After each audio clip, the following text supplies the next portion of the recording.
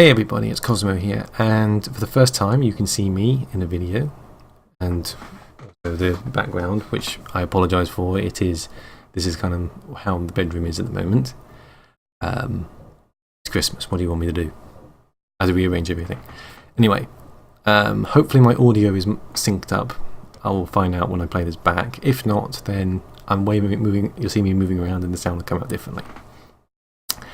Anyway, to get to the point, tonight I'm going to start playing my favourite adventure game, which is Day of the Tentacle. The reason for that is because today is the 8th of December 2014, and it's been recently announced by Double Fine that not only are they remastering and upgrading Grim Fandango, and it's out in January. Really looking forward to that. Again, a great adventure game, very cool.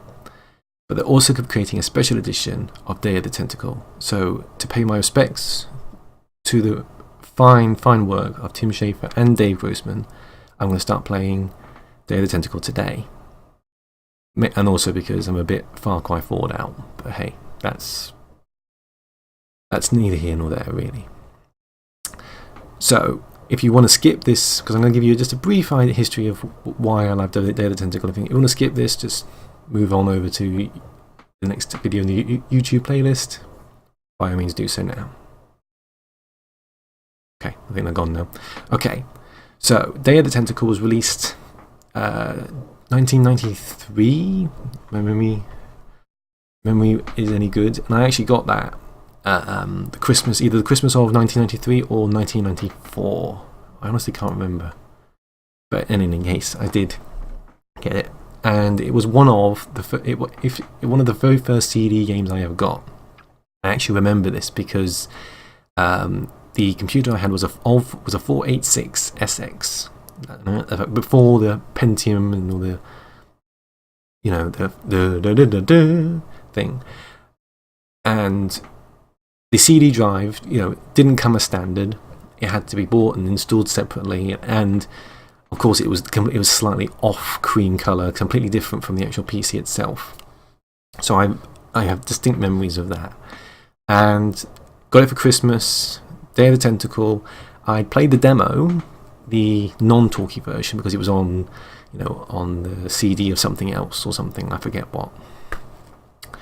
And thought, it's kind of cool looking, but the voices you have to read and everything. So because I was used to just sticking in the thousands and thousands of different discs to play things like Indiana Jones and the Fate of Atlantis, Last Crusade.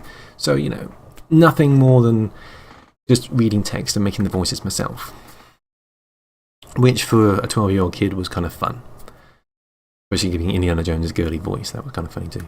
Anyway, I'm going off topic. The point is, this was the first game that ever actually spoke, and back then I was used to playing the Sega Mega Drive or the Genesis for you US people, and that kind of stuff just didn't happen in the game. Characters talking, that was just Sonic the Hedgehog 2 was pretty much what I had at that time. Was it out by then? Yeah, I think it was. Maybe it was just Sonic. I can't remember. It proves how old I am. Anyway, and it was instantly a hit for me. It was funny, it was entertaining, it was cartoony, it was hard for a 11 or 12-year-old, and it was actually one of those games that was good for a family because a family could take it in turns to try and solve the puzzles. And there were so many different puzzles to solve, and you sort of experiment with different objects and so on and so on. So it is, in a sense, a good game for a lot of good memories for me. So tonight we're going to play it. I'm going to disappear in just a minute. So I'm going to play it through Scum VM. I'm not going to do any DOSBox stuff or anything like that because that's just silly. But also with Scum VM you get a bit more control. Now I'm not going to apply any filters, so it's going to be pixelated. Sorry, but don't worry about that too much.